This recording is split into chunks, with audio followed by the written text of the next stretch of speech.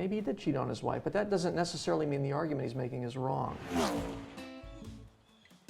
Have you ever tried climbing a staircase with broken stairs? Hopefully not, because it's impossible. The same thing goes with climbing an argument with unsound or broken steps. It may look like it can be used safely, but once it's put into practice, it collapses. The logic is not able to hold up to scrutiny. We continue our look at logical fallacies and how to spot them. Specifically, do the arguments for evolution have sound stairs to climb?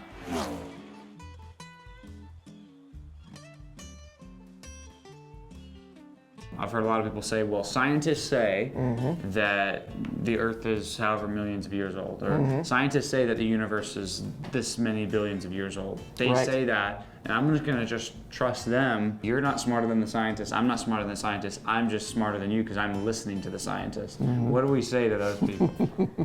That is a fallacy. That's it's called the faulty appeal to authority. And the funny thing is, it doesn't work on me because I'm a scientist. And so when scientists say this, I'm like, I don't say that. I'm a scientist. When we talk about stuff or matter or life or energy, do you believe that those things are eternal or that they had a beginning point? I'll leave it up to the scientist. A lot of times people will say science says. Sure, yeah. And then it becomes a reification fallacy because science doesn't say anything. Science is a set of tools. It takes a person to say something. But a lot of times the reason people will phrase it science says is because it sounds very impressive, right? I mean, it's rhetorically persuasive because we all respect science as a tool. It puts people on the moon, makes computers work, and so on. We respect that, we should. And I respect them if they say scientists say, because they've at least taken a step in the right direction. But most people don't. They'll say science says because you put a face on it, all of a sudden you got a person who can make mistakes. The appeal to authority is tricky because not all appeals to authority are faulty appeals to authority. Right. I do have a certain degree of respect when a scientist makes a claim about something. Here's my research, and I believe that this rock that we collected from the moon, it's basalt, and here's my reasons for believing that. Okay, I would accept that. That's not a faulty appeal. A faulty appeal is when you appeal to an expert when they're commenting on something that is either outside of their area of expertise or where they have a noticeable bias that would cause them to draw a wrong conclusion in that area. You'll notice that evolutionists fit both of those criteria, at least in my worldview. First of all, when a scientist talks about what happened billions of years ago, he's not doing science. Because science is about what happens in the present. It's about studying the current operation of the universe. When you talk about what happened a long time ago, that's a history question, okay? And so he's already outside of his expertise. He doesn't know what happened billions of years ago any more than anyone else. And so you shouldn't be intimidated by scientists say what happened billions of years ago. Well, they can't even predict the weather 1 year in advance. Keep that in mind. And secondly, there's a bias there.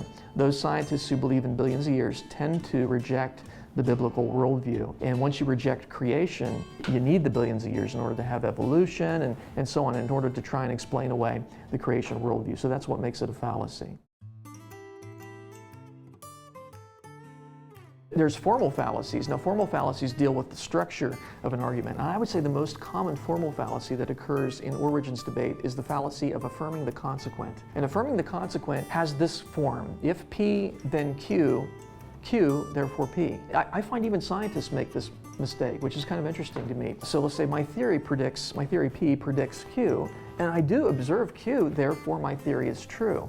Although the observation that your theory made a correct prediction doesn't disprove it, it doesn't prove it either. Because there could be other reasons why you've observed that. If it's raining outside, then the grass will be wet.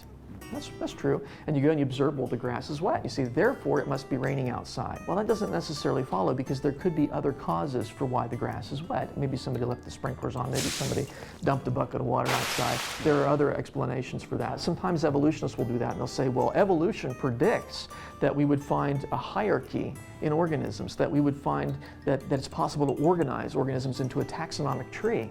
Now, that's true. But the fact is, I as a creationist make exactly the same prediction. I would expect that because God has instilled order into His creation, and He's told us to have dominion over the animals. We couldn't do that. If each animal were totally unique, we couldn't classify them, we couldn't study them. And so God has organized organisms into a taxonomy. Cars can be organized into a taxonomy. That doesn't mean that they evolved from a common ancestor over millions of years. Ad hominem. What is that? Ad hominem, it's Latin, it means to the man. And a lot of times when people can't refute a person's argument, they'll try and refute the person. They'll try and basically say, you shouldn't believe what this person's saying because of this person. There's two different forms of that. There's the abusive ad hominem and there's the circumstantial ad hominem. The abusive ad hominem would basically say, you shouldn't believe Jim's argument because Jim is a real jerk and he cheated on his wife and whatever. And the fact is, that might be true. He might be a jerk. Maybe he did cheat on his wife, but that doesn't necessarily mean the argument he's making is wrong. That's why it's a fallacy, because you're not dealing with the argument he's making. You're just trying to distract the person by pointing out that your opponent is nasty in some way. And then there's the circumstantial ad hominem, and that's where you argue that a person's circumstances have motivated them to make the argument. And so you might say, well, you just believe in creation because you were raised in a Christian home and you were taught creation, right? That would be an example of a circumstantial ad hominem. You're trying to dismiss the argument by virtue of the person has a reason to believe the argument, is motivated to make it. Or people would say to me, well, you just believe, you just teach creation because that's your bread and butter. You work for a creation ministry, which I do. But that doesn't mean that my argument's not good. It'd be kind of like saying to somebody, well, you just believe in the multiplication table because you were taught it in school. Now, it is true that I was taught the multiplication table in school, and I do believe it, but that doesn't mean that I don't have some really good reasons to continue to believe in the multiplication table. And in fact, I still have good reasons to believe in creation, despite the fact that I was raised in a Christian home. Christianity can account for the unchanging laws of logic we use every single day. At its core, we have an unchanging lawgiver God. Logic, reason, and truth flow out of his character.